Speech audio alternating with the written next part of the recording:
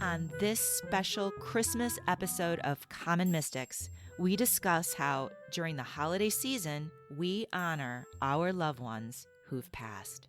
I'm Jennifer James. I'm Jill Stanley. We're psychics. We're sisters. We're Common Mystics. We're excited to be talking to you today. Before we get started, Jen, I need your help. Oh, okay.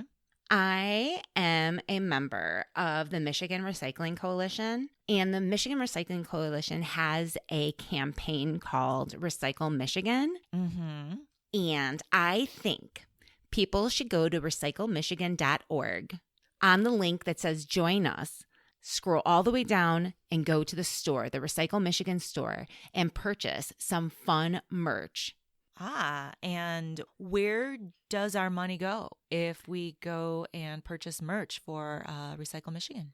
It helps develop recycling in the state of Michigan. I see. And if we were to become a member, what will we get? Newsletters. You'll get handy tips about how to sort your trash, where the access to recycling is in your state. Because believe it or not, a lot of parts of Michigan don't have an infrastructure for recycling. Believe it or not. Interesting. Yeah. So by becoming a member, I would then get education to help create a better world? Yes, exactly right. And Oh if my you, gosh. let's just say you had a recycler in your family and they were coming to your house, you wouldn't have to hide your trash anymore because you will know, you will have the tools. If my recycling family member didn't snoop in my trash and then lecture me, I wouldn't have to hide it from her. Wow. Yeah. That got personal. Anyway, no, what a great cause, great idea. Please go to recyclemichigan.org and check them out. Thanks so much, guys. Now back to our programming. So, the holidays. The holidays. Holy cow, Jill. I know, I'm so over it. I'm going to be real. The holidays are tough for a lot of people. It's supposed to be the most wonderful time of year, magical, goodwill, yada, yada, yada. But it's the elephant in the room is that we are sad now. Like it is what it is. It's fucking sad, okay? It is. I don't know what else to say. But what I find We are sad. We really are sad. I'm sorry. I can't help it. And that's why we're having this conversation, because it makes me happier to talk to my sister. Uh-huh.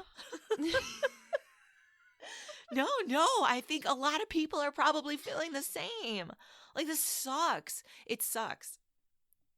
Don't cry. Are you crying? No, I'm trying Jill. I'm not. I'm Don't trying to fix my cry. sound settings. Hold on. Okay. No, Jill, I think that's completely legit. Like, we're sad. A lot of people are sad. Let's talk about the grief. For sure. Because there's grief. There's grief. It's been a rough year, man.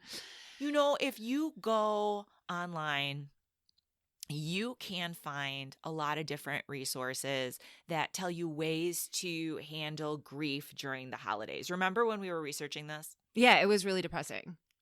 They would give like the worst advice. It's like, get drunk and watch and look at pictures of people that died. Well, yeah. Well, I don't. Did it really say to get drunk? No, it didn't really say to get drunk. If you read between the lines, Jen. Well, anyway, I'm not going to go there. But no, some of the recommendations were like, go to the cemetery and have your own little service for your loved ones there. I wouldn't do that. Don't do that. I mean, we go to a. I mean, if that works for you, you do it. You do you. If that works, you do whatever it takes. We go to a lot of cemeteries, but when We sure do. when I go to the cemetery to visit like our family, Yeah. it's bad. It's really bad. I like want to roll around on all their graves just to get close to them. And then like I start singing because like all our life, our family, this is true. Our family would like line us up and make us sing for them. So I start singing at the gravesite. And one time this really happened. I started singing the song that we were singing while Mom was passing. Like we were singing our song.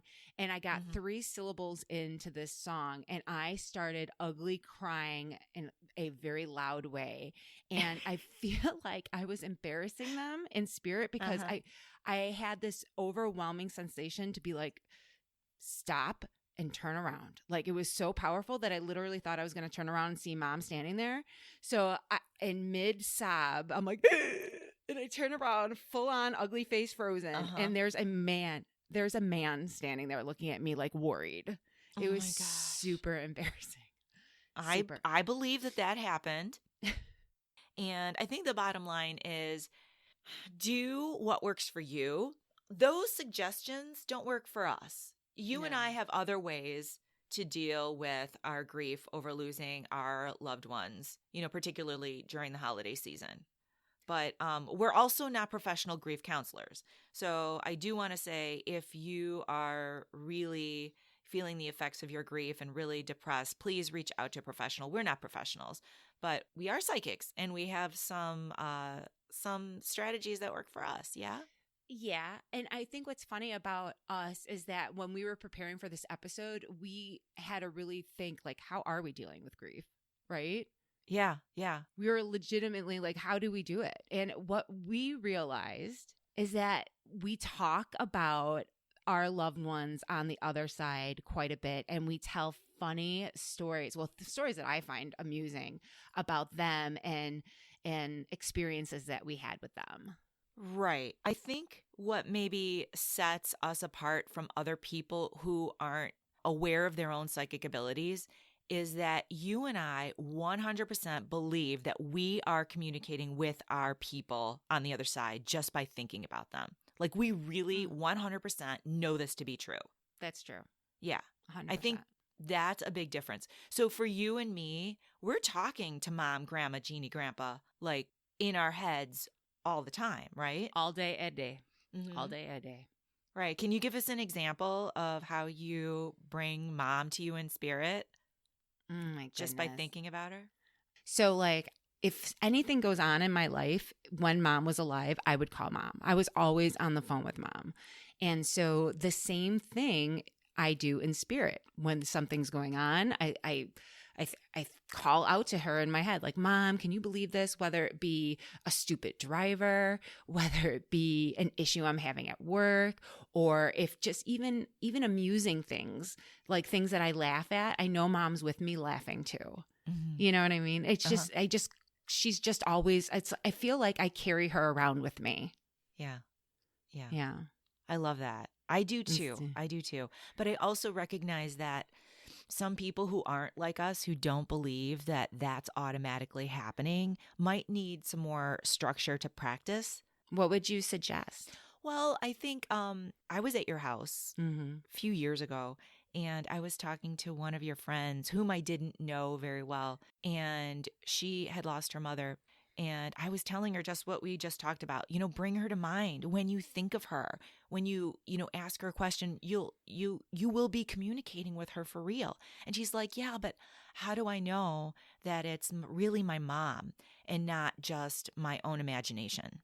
And in that moment, when I was having this conversation with her, I was ready to say, yeah, no, I get you. I don't know either. I don't know, but all of a sudden I had an answer for her, and it was like someone opened my brain and put the information in, and I was suddenly able to just explain this meditation exercise that she should do. And I'll share it with everybody now, because again, I don't believe this came from me. I believe that it came from spirit. So what I told her was to set up a time to meditate regularly. And when she meditates, to imagine the white light of heaven, the white light of God, and then imagine the loved one that she's wanting to communicate with and to experience again. Imagine that loved one walking out of the light towards her. And then imagine herself approaching her loved one and embracing her loved one. And to pay attention to the subtle signs, the subtle physical and emotional responses that happen when she embraces her loved one. She's going to feel happy and she's going to feel warm, and there are going to be subtle physical differences too, like she might feel an arm on her shoulder or hair against her cheek or something subtle but profound. And keep doing that meditation over and over again. And that way, in everyday life, when you communicate, when you call that loved one to mind, just in everyday life, when you're not in that meditation moment, you will start to experience those emotional and physical responses. And that's how you're going to know that it's not just your imagination. It really is communication with spirit. And it'll start feeling just like, hey, that's just mom. That's just how mom feels when she comes to me. Does that make sense? Yes, I love it. And we talk about a lot, two things. We talk about building a bridge to the other side to make that communication easier. And that's what you're describing. By meditating and doing that structured meditation, you're creating that path. And the more you use the path, just like if you're walking on grass, the more that path is visible and easier to access. Oh, what a great analogy. I love that. But Jill, a lot of people don't like that sort of still meditation experience. That's tough for a lot of people. What do you do? Oh, for sure. Oh my gosh. Well, I like to think of myself as an athlete. Do you now? I like to think of myself as a supermodel. Go on. But I do try to run. And so when I'm running that rhythmic, like whether it be on a treadmill or outside, I literally, because let's face it, I'm not an athlete. So I'm calling mom and grandma in. I can picture them sitting around grandma's kitchen table. I can smell the smells in the room. I see where mom's sitting. I see where grandma's sitting. I know where grandpa is in the house and where Jeannie's sitting at the table. And I just create an experience in my mind's eye of just like a Saturday morning at grandma's house. Yeah. Mm-hmm. I also do that when I'm driving. Anything rhythmic, anything to get me out of my, like, it just feels. No, yeah. Active meditation is totally a thing. Anytime I'm doing something rhythmic, like jogging or even something like sewing or knitting, not that I sew or knit, but any sort of like rhythmic activity. I like to go to Goodwill. That's what I was just going to say. I like to shop. She loves to shop, people. And even just problem. It is a problem. Even just the rhythmic, like moving the hangers, like that gets me into that meditation, like that active physical meditation place where I'll be picking things up and communicating with spirit. So no, whatever works for you. But yeah, no, totally. I love what you said about creating that pathway and using that pathway. And it just gets easier. Once it gets easier and once it becomes almost automatic, it's easier to believe that it's real. Right. Because it is real. It feels, to me, it's like my superpower. It's my magic. It's like when I'm in a room, I'm just not by myself. I have a whole gang of spirits on the other side helping me and propelling me forward. So it's comforting. Totally. I don't walk alone. So we can call our loved ones to us in spirit, and we talked about some different ways to do that. But what's another way to kind of take it to the next level? What do you mean? Well, when you're thinking about your loved ones, they're there and it's real. But when you can talk, and like you said earlier, talk to someone else and share, stories about them and share that joy, I do think it's kind of amplified, that spirit. I think it's like multiplied almost. Because it's like the saying from the Bible, when you gather in a group to pray, it means more. And it just sharing in that experience, I don't remember the exact quote from the Bible, but sharing that experience, calling to mind, telling stories, gathering and discussing a family member who is passed in spirit, it almost contextualizes it. It just amplifies that love that I'm experiencing in my heart. You're feeling it too. And it almost brings her to life. If we're talking about mom, it brings her back to us. Mm-hmm, mm-hmm. Did you want to tell some stories about mom today? Oh, I like mama. I like mom stories. Let's talk about Christmas first. Let's talk about holiday stories, about like our like favorite holiday memories. You go first. Do it. First. Well, our Aunt Jeannie was a huge present in our lives, especially growing up. Jeannie was like, talk about a shopping problem. Jeannie had a shopping problem, and a lot of the beneficiaries of her shopping problem were us, right? It's true. It's a true story. So I remember being a little stink on Christmas, opening up a Cabbage Patch Kid doll. My Cabbage Patch Kid doll was named Ollie. It was a boy. And I remember Jeannie telling the story about how she got Ollie and the other Cabbage Patch Kids for our siblings. And she was a straight up gangster. She was savage. She like stood in line and she had this, she stood in line on like Black Friday and she had this weatherproof coat, right? You can hear it's like shh, shh, shh, shh, when she would walk. And she like, she would like use it and slip past people to get to the dolls. Like she would do like that shimmy and she would like grab them up and she would be like a straight up savage and like was making sure she was getting everything that she wanted for us that day. I remember the story and she was telling it to Mom and it's just funny. And it made Allie so much more special. She meant business, and she had to be cutthroat because Cabbage Patch Kids were hot in the 80s when she got them for us. It's so true. They were I'm like telling sold you, out everywhere. And part of that is that we didn't have a dad, and Mom was trying to raise us by herself during that time that she was with us. And she almost, between her and Mom, they overcompensated. Mm-hmm. And it just meant so much to us at the time.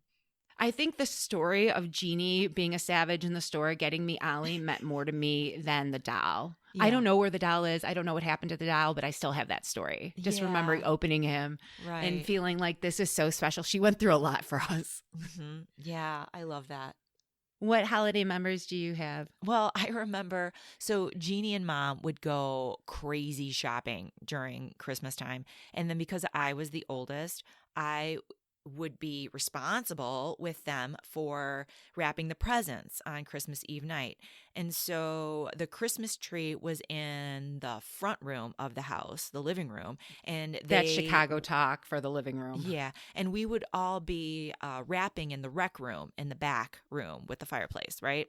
And so they would wrap, and then I would be the runner, and I would run the wrapped gifts from the rec room to the front room under the tree.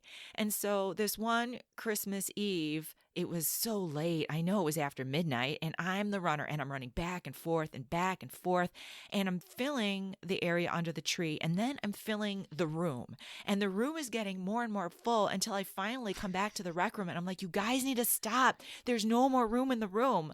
And they look at me and they're like, what? You're exaggerating. I'm like, no, I'm not exaggerating. And so they both get up off the floor because they're like, sitting on the floor wrapping gifts. They both get up off the floor and I'm like, look, you guys. And we all just start laughing because literally you could not walk into the room. There were that many gifts. It was like 500 gifts that year. It was crazy. It was a good year. It was a good year. I remember that year. I you couldn't get to the front door. I know. You couldn't get to the front door. What do you remember about Christmas as a kid? I loved midnight mass. Just a side note. Didn't you love going to midnight mass? It was very special. It was very special. They played all the best music at midnight mass. Mm-hmm. They broke out all the greatest Christmas carols for midnight mass. Oh. What's your favorite Christmas carol? I really like Oh Holy Night. That's a good one. And I also like Hark the Herald Angels Sing. I like that one too.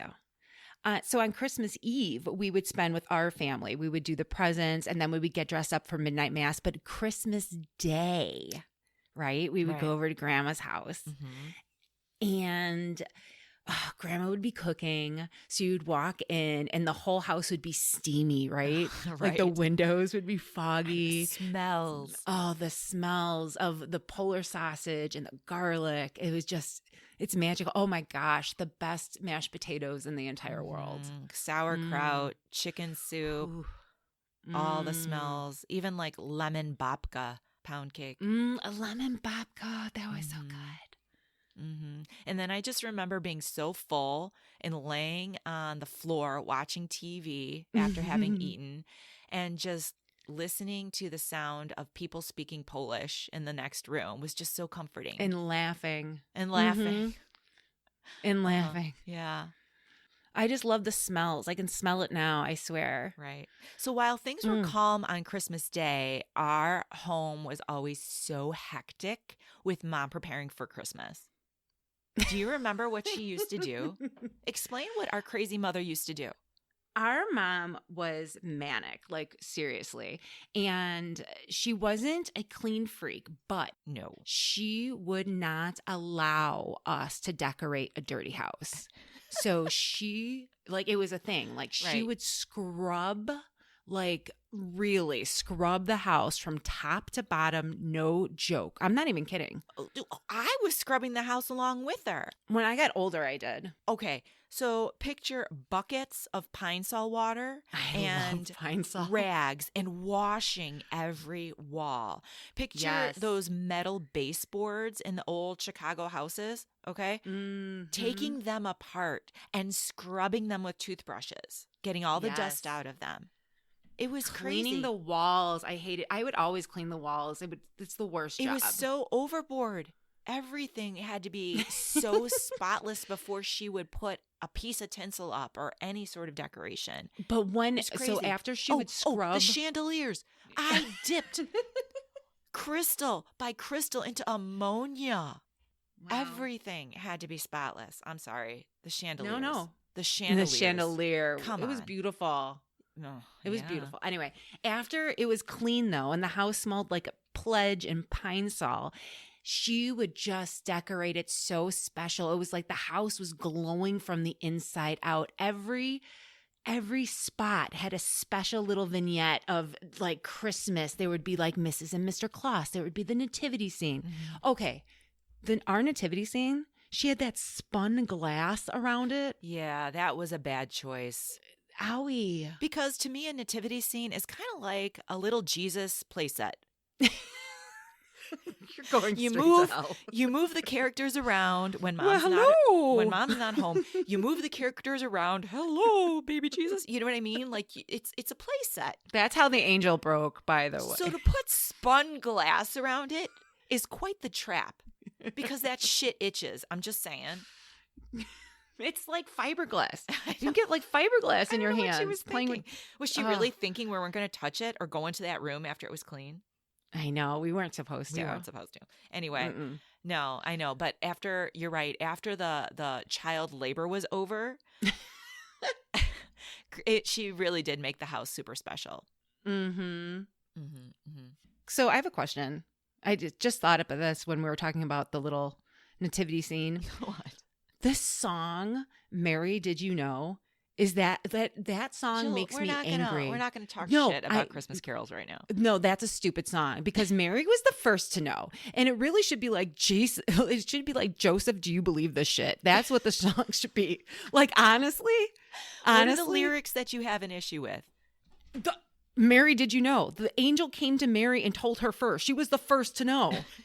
She was the first to know. Like, yeah, someone didn't read their Bible. The whole song is based on, it's just so stupid. It gets me Okay. angry inside. All right. Well, I'm Anyway. sorry. All right. Do you need a minute? It Are you should over be it now? called, Are you No, ready to no. move forward? No.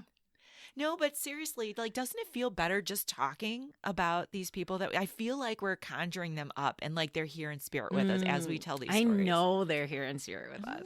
I love I it. can hear Jeannie's jacket. That makes me happy. The shh, shh, shh, shh, shh, shh. Oh I my love gosh. it. Anyway, I love it. what's another good mom story?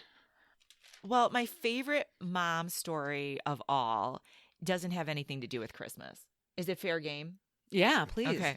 Okay. And it involves you and me and the time that we took her on a trip. Oh my God. It was the last trip we took together. It was absolutely the last trip that we took together. I know. Oh, okay. Well, first, let me tell you this. You Yeah, you guys. set it up. You set it up. Okay, so mom had gotten sick, remember, in December 2010. So this was 2013.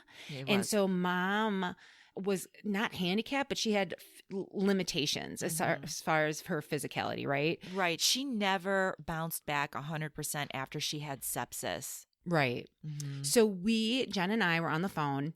And we were like, okay, we want to do this. Where should we go with mom? Mm-hmm. What would be a good mom trip? Mhm. And where did we decide? We decided on Salem, Massachusetts. For obvious reasons. For obvious reasons. Had to Why go not? somewhere with like a witchy ghosty vibe.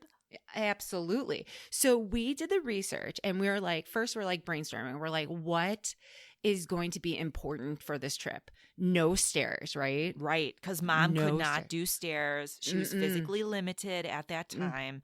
Right. And then we wanted somewhere that seemed haunted AF, of course, Of for course. obvious reasons. So we were like bed and breakfast, but we needed a bed and breakfast that had someone accessible overnight, right? Right. Because we were going to drive there. Right. And we didn't know what time we were going to get there. We did not know what time we were going to arrive, but we knew it was going to be really late. Right. And we had to have 3 grown-ass adults in one room together. Exactly. To be able to sleep comfortably. Right. So the room had to accommodate 3 big people. Mm-hmm. That's accurate. Yeah. Yeah. So we made the phone calls. And I'm so glad, because I swear to God, if I would have done this by myself and the shit happened the way it did, I would you have would blamed been you. so Been like, Jill, 100%. Why didn't you let? Yeah. Yeah, 100%. So Jen and I are on the phone together, and we're calling around. We find this old B&B in Salem, Massachusetts, like in the downtown area, like around the downtown. And we're like, this looks amazing, but we had to make sure they checked all the boxes. So we Right. called, and we're like, okay, steps, tell me about them. They're like, no steps. You'll be on the first floor. It's not a big deal at all. Yeah, we'll put you on the first floor. Steps won't be a problem. Wonderful. What about someone being there overnight? Because we're not sure when we're going to get there. And this looks like just a house. So is there like a front desk? Oh my God, call our number. Someone's going to be available to you 24/7. Someone will be here waiting for you. No matter what time, someone's going to answer that phone and be able to help you. All right. Check that box. Done. And then lastly, the room that we saw online, the pictures only looks like it can accommodate 2 people, but we're going to have 3 to a room. Is there a way, like, is there a pull-out bed? What do we do? And they said that they were going to bring a roll-in mattress, like that's, Roll-in cot. Yeah, they're going to bring it into it. It's going to be in the room waiting for us upon arrival. Well, we could work with that. Yeah, for sure. All So right. every box, check. It was super, super affordable. it was cute. It looked haunted. It did look haunted.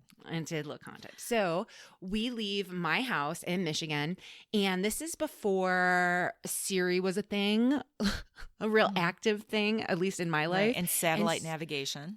And satellite navigation. So Jen and I are looking at a map, and I'm like, straight up, Canada is a shortcut. We're going to go through Canada. You know, and that's fair, because if you're looking at a map and you draw a straight line with a crayon from Battle Creek, Michigan to Salem, Massachusetts, you go through Canada. Why not? Why not? Just that's most direct. As the crow flies, it is straight up through Canada. So that's what we do. Yeah, except that was a mistake. I Because- love our Canadian listeners. I love you guys so much. Thank you for listening. But I got to tell you, when we went through Canada, turns out it's not a shortcut. Not a shortcut.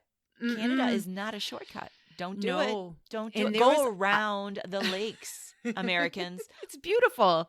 Go It's around the scenic. lakes. Go south around the lakes. You will thank You us. will. Just So take our word for we it. weren't expecting the traffic at the borders. We weren't expecting to be sitting in traffic at the borders. All right. That Our wasn't bad. so bad. Our bad. That wasn't Siri, so bad. Siri didn't tell us about that backup because Siri didn't exist. But she also- existed, but she wasn't accessible to us. Like, she was like bougie. But the highlight for me of that drive Okay. is I need to me stop you. behind the wheel, being She's the not an aggressive driver. defensive You driver guys, that I am. There you was gonna tell this? traffic. Are you going to tell this? Yeah, I'm telling this. Jennifer is a very safe driver. Jennifer Most of is the time. not aggressive at all, except I'm for the not. one time you almost killed us. Once. But that's fine. Okay. Thank you. Okay. Anyway, so we are in construction in Canada, and everyone has to merge into one lane to get over this No one bridge. was letting me in. Jennifer, instead of like scooting and like trying to get in, Jennifer was full on stopped to the left while everyone was going around us for like 45 minutes. And she was And? like, excuse me, because she believes that someone's going to be like, everyone stop. Well, Canada, Please. our friendly neighbors to the north. Everybody says how nice they are. I was expecting someone to be like, hey. They had oh, places to be. They sorry. had places to be. Jill is hanging out of the back passenger side window to her waist, bending out of the car, flailing her arms, yelling, "Are you kidding me?" Really, that really happened. That really did. That That's really not happened. even an exaggeration. That is not an exaggeration. I had to do something. I felt so helpless. I felt so helpless. I'm just Anyway. sitting there for 40 minutes. So what happened next? So we switched at some point. Oh, yes, because I was done with Jennifer driving. I was like, if we got to go somewhere, I'm taking the wheel. And so I'm driving, and we are in the middle of the night driving through the mountains of New York State. And Mom was navigating Mom in the passenger side. was supposed to be, we had a little Garmin, what do you call it? The navigation thing that you would buy at Walmart before they were integrated in the cars. Oh. Yeah, a little GPS thing. Anyway. Okay. Yeah. So Mom was supposed to be on that, and she had a map in her hands. The address in, but it's not recognizing where we are. So she also has a MapQuest directions on her lap. And we literally are in nowhere, New York State. And it's dark and there are no lights. And so I am tired AF. And I'm looking to my mom to give me some kind of direction, like, don't worry, we're almost there. This is how far we are, like, whatever. Right. So I am lost, and Mom gets a phone call from Frank, and she says, her boyfriend. She says, I'm just going to say goodnight to him. Okay. That sounds reasonable. That okay, should say take goodnight to him. I don't know, a minute maybe. What I wasn't thinking about because I was tired is that Mom saying goodnight to Frank takes 30 fucking minutes because he says goodnight and I love you in every European language. And she has a response in that. Yeah, it's a whole ritual thing. Man. I love you with all of my heart, forever and ever. That's what she's saying. So hard to listen to.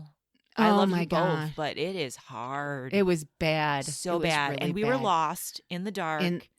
And so I am looking at my mom with her little flip phone going, I love you. With like all 7 my minutes heart. in. Oh my God. And I was visualizing myself snatching the phone and just throwing it out the window and be like, no, you can't say goodnight. Like, that's how angry I was. I pulled over, like, I got off the expressway because I was like, and I literally just park on like this dark street. And I'm like, I just can't do this anymore. I was like, I can't do this anymore. And she's like, I love you so much. I love you. I'll be the same. From the back seat watching you pull over, turn your entire body and face her like in that intimidating way that you can do, like, are you quite done? Because she we're didn't in the middle of nowhere. She didn't even notice. No, she literally was just going, on the phone. I was like, oh my God. Oh my God. Okay. And I was just looking at her. And so Jen, you were like, oh, I'm going to drive now. And I was like, fine, please do this. We switched again. Yeah. We switched again. Okay. And so we arrived. Finally. You were driving the Ford Explorer as we pulled in to Salem, Massachusetts, and we arrived at our bread and breakfast. And by the way, a Ford Explorer is much too large of a vehicle to be driving around a town that was incorporated in, I don't know, the 1660s. It was, it did feel a lot bigger once we pulled into the streets of Salem. Tiny. The streets are small. The parking is limited. Yeah. Mm-hmm. Yeah. Yeah. We get there. And I'm like, well, that's weird. It says we're here, but this building has very steep steps. That's strange. It wasn't supposed to have steps. So I get out of the car and I walk to the building, to the steps, and I walk up the steps with my hands and my feet because that is how steep they were. So I scurried up and the door's locked. And I've been calling this bed and breakfast since Jennifer took the wheel, saying, I hope someone's there, because I was just getting this answering machine because no one was picking up the phone the way they were supposed to. So we didn't know what we were going to expect, but I certainly expected the door to be open, but it was locked. But To my surprise, there was an envelope between the crack of the door, and it said Jill on it. And I was like, well, okay. Inside the envelope, there was a skeleton key and a hand-drawn map. No joke. I'm not even kidding. Of where we were supposed to park. And it said, park in the yellow house's parking lot behind the house. It is dark. The map is of a street that is in a square. Unfortunately, the streets that we were on were not square. The blocks weren't square. They weren't. They were like little triangles, Right. and the corners were like 8 corners. The map in no way depicted the reality of the geography that we were in. No way. No But way. what are we gonna do? We're Right, gonna exactly. follow the map. Jen, we're looking for a yellow house Right. around the block. Right. So we drive around. We don't know what house color is what because No. it's black out. It's dark. And Jen, we find a house that Right. looked like it had a parking lot behind it. Right. Jen pulls in to this driveway, and the vehicle we are driving is angry about it. Yeah, It is, oh, yeah. there are alarms going off. Right. It's like, back up. Right. It's like, me. And we're like, oh my God, what's happening? Oh my God. Yeah. Yeah. Not only was it the lot behind that particular house full, but our vehicle wouldn't even it took us so long to pull in to find out it was full and then to turn around and pull out of it. It was And the crazy. whole time, the car is going alarms. beep, beep, beep, Yeah. beep, Yeah. beep. And we're like, That was oh my so God. stressful. So that's when we Ugh. decided this is too much. We need to just double park, drop mom off, and then find parking on our own. Right. So we're helping mom up the stairs. Jen has her arms. I got her butt, and we're helping her up the stairs. We use the skeleton key to get into the bed and breakfast, Right. and our door is right there, first floor to the right. And we open it up, and Jen, what do you see in our suite? A full-size bed Mm. and a love seat, but Mhm. no pull-out cot, no roll-in bed. Nope. But we don't even have time. We don't even have time to problem solve that. Because we're double parked, and I am bringing in all the luggage that we can hold, right? And what are you doing with mom? So mom is upset because she knows as well as I do there's not enough space for all three of us, and there's also no front desk, and we still don't have anyone to talk to about the alleged roll-in bed. Or even parking. Huh? We still don't know where to park. We still don't know where to park. We don't have anyone to talk to. When we call the number that we were given, nobody's picking up the phone. It's well after midnight. So mom is upset, and she's doing the whole overtired driving all night long.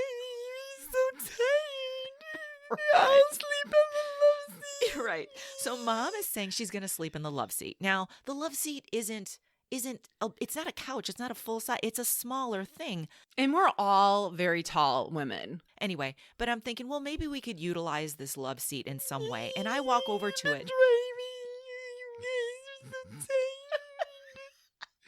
Exactly. So I go over and I sit on this love seat, and immediately, I kid you not, my ass hits the floor. I hit the floor because it's really for show. It's like this It's antique not. sort of piece of furniture that is not a functioning piece of furniture. It's just the shell of an antique. There's no springs, there's no innards, there's cushions, and there's floor. So I roll out of it. And I I'm say, like, Jennifer, quit fucking around. We got to park the car. and so I tell Mom, do not sit on that love seat. There's not, and I've been around mom when she sits on something that's too low. She needs like two people to, like, you know what I'm Yeah. saying? Like, it's hard for Yeah, her. we have to help her. Yeah, to get off of low. So I say, don't sit. I'll sleep on the love. No, you're not sleeping on the love seat. So the last thing I And say we're to her, whispering because we're in a house We're in of a other house. people too. Right. She's like, Mom, don't fucking sit on the love seat. that's We're right. going to go park the car. Don't do it. Don't do it. Mom. Don't sit on the love seat. So I tell her, the last thing I say is, do not get in that love seat. Don't sit in the love seat. Don't do it. Don't you, You dare. couldn't You're even going to sleep in the bed. We're going to figure it out. But first we have to park the car because we're double parked. You guys don't go. You guys, I don't want you to go. And we're like, Mom, we gotta park the front car. Lay down. So Lay we down. leave Mom. We leave Mom. And we get I'm very in the car. upset, Mother. We leave and we're driving around Salem. First of all, Jennifer is exhausted and her eyes kind of glazed over. And she doesn't look responsive. And I'm worried because she's driving. And we're just driving. But Jill, as we're driving, my phone keeps ringing. And when I answer, what do I hear? Come back.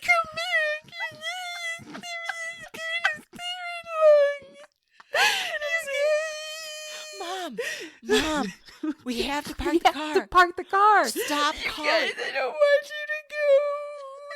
You come back here to Strange City. Mom, you're not helping us. Please stop calling. You guys.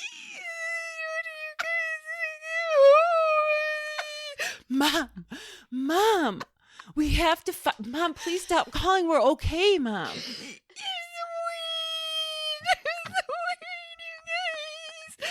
Mother, please. She would not stop calling. She would not stop calling. We kept And telling we her, had to answer. What would have happened if we didn't answer?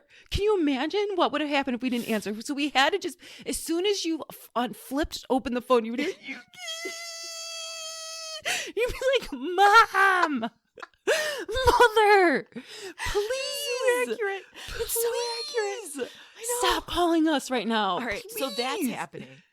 And there's no parking.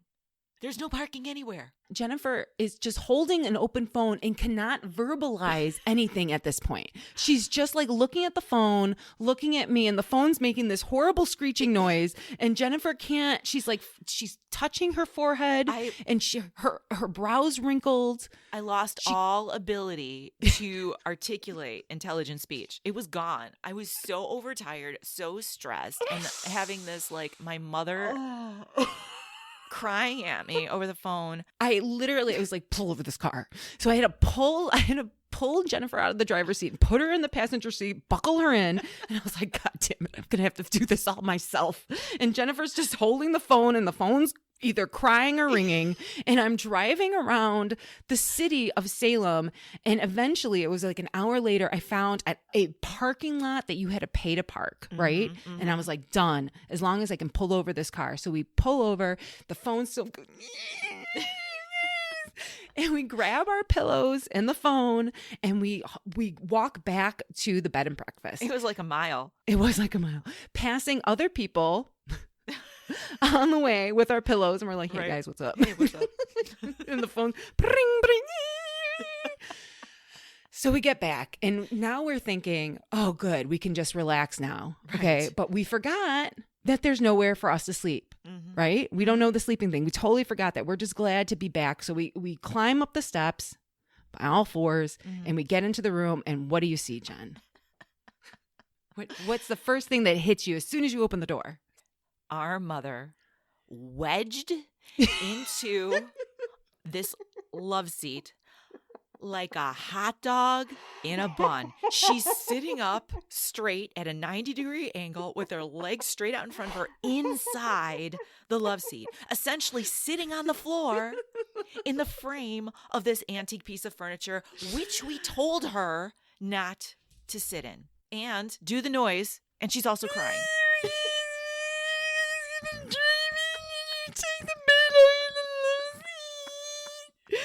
And we told you. You're like, don't get in the love seat. Now you're We stuck. can't leave you like this. Now No. you're stuck. How are you going to get out? How are you going to get out? You are wedged in that piece of furniture. You are stuck. How are you going to get? You can't sleep like that. What do you think? You can't sleep like that. Now we have to hoist you out. Now we have to hoist. We just parked the car. Now we have to hoist you out. How are we going to? We have to put our hands in your butt now, Ma. We have to get up in there, put our hands in your ass crack, and hoist you out. I remember have you to do going, you're that. ridiculous. You're ridiculous. You're ridiculous. You can't sleep like that. You're ridiculous. And she's going, You're ridiculous. And I'm just watching it all unfold. I'm like, oh my God, this is happening. This is happening. So we hoist our mother, takes two of us, like hands in her butt, picking her up out of the love Put her in seat, bed. which wasn't a real love seat. And then we all snuggle up in the bed like some sort of family sandwich. There's sardines. And I was the meat. I was the meat of that sandwich. She was the meat. I didn't want to be the meat. Anyway. Oh boy. So that was the last night. We were scheduled for 2 nights, but that was the only night we spent there. But all of that driving around the night before really helped out because the next day we knew exactly where we were going. We knew exactly where to park the car. We knew exactly where to drop Mom off so that she could get the most benefit out of that little square. And Salem was super fun. We had a great time. Mom had a great time. There was a vampire that liked Mom that was circling around Mom. It was really cute. I know. Those are great pictures. I love that. And then, Jen, from this trip, it was like really our first common mystic experience because we went to Rebecca Nurse's house and instead of stopping at like the museum first, we walked the grounds and we got our impressions. That's right. Like, oh my gosh, I forgot about that.